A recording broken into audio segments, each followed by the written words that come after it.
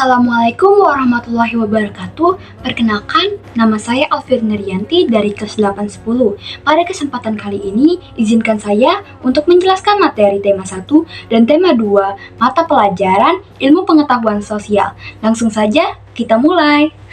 A. Keragaman alam Indonesia.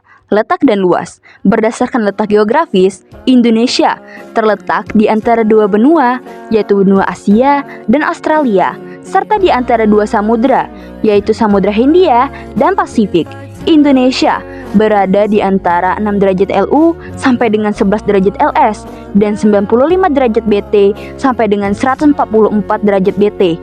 Dampak letak astronomis tersebut menyebabkan perbedaan waktu. Terdapat 3 pembagian zona waktu di Indonesia, yaitu Waktu Indonesia Barat, WIB, Waktu Indonesia Tengah, WITA, dan Waktu Indonesia Timur, WIT.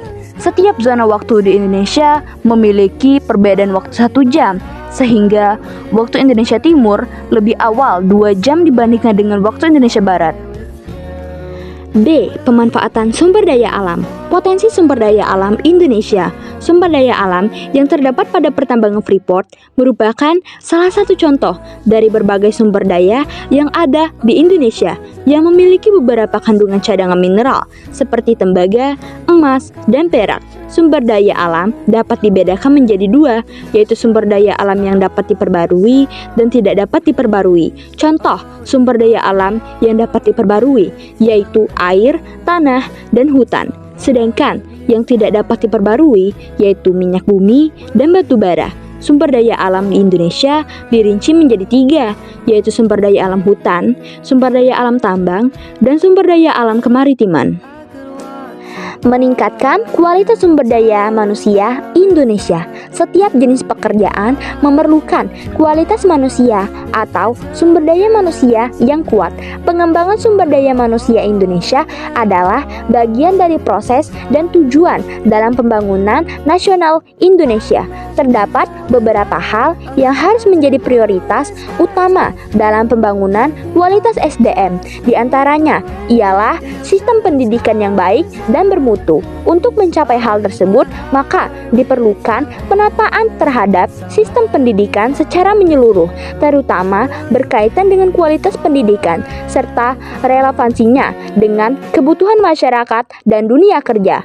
Penguatan peran agama dalam kehidupan sosial bermasyarakat dalam rangka memperkokoh jati diri dan kepribadian bangsa.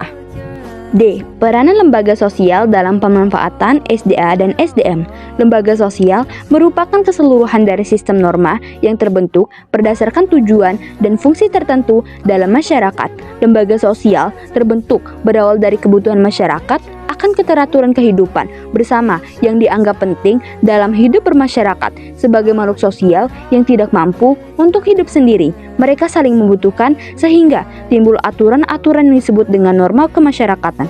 Berbagai kebutuhan hidup manusia melahirkan beraneka ragam lembaga guna memenuhi kebutuhannya itu agar hubungan antara manusia di dalam suatu masyarakat terlaksana sebagaimana diharapkan. Maka diciptakanlah norma-norma yang mempunyai kekuatan mengikat yang berbeda-beda. A. Peran lembaga keluarga. Lembaga keluarga berperan penting untuk membentuk kepribadian individu agar dapat memanfaatkan sumber daya alam dengan baik dan benar. B. Peran lembaga agama. Lembaga agama berperan dalam pemanfaatan sumber daya alam dengan cara menyeimbangkan kehidupan manusia antara dunia dan akhirat. C. Peran lembaga ekonomi. Peran lembaga ekonomi dalam pemanfaatan sumber daya alam yaitu menjaga keseimbangan memanfaatkan sumber daya alam. D. Peran lembaga pendidikan. Peran lembaga pendidikan dalam pemanfaatan sumber daya alam yaitu memberikan kesadaran, menjaga dan melestarikan alam melalui pendidikan dalam memanfaatkan sumber daya alam. E. Peran lembaga politik. Peranan lembaga politik dalam pemanfaatan sumber daya alam yaitu adanya suatu undang-undang yang dapat mengatur dan melindungi sumber daya alam yang ada di Indonesia. Kondisi geografis dan interaksi dengan bangsa asing. Telah terjadi hubungan dagang India, Indonesia, Cina pada masa awal Masehi. Pada awal Masehi adalah masa perkembangan Hindu-Buddha di India. Agama Hindu telah berkembang 2000 Masehi, sementara agama Buddha abad 500 Masehi. Hubungan dagang ini dilakukan melalui jalur darat yang dikenal jalur sutra. Akan tetapi, sejak awal abad Masehi, jalur itu dialihkan melalui jalur laut karena jalur darat sudah tidak aman. Karena inilah agama dan kebudayaan Hindu-Buddha juga meninggalkan banyak jejak yang masih bisa dikaji dan dinikmati hingga sekarang.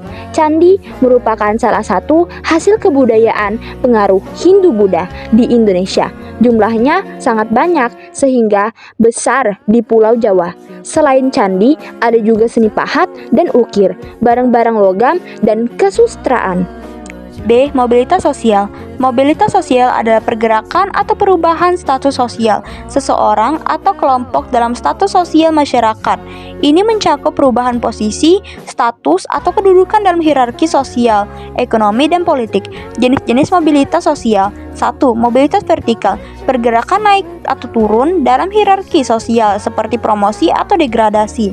2. Mobilitas horizontal. Pergerakan lateral dalam hierarki sosial seperti perubahan pekerjaan atau lokasi.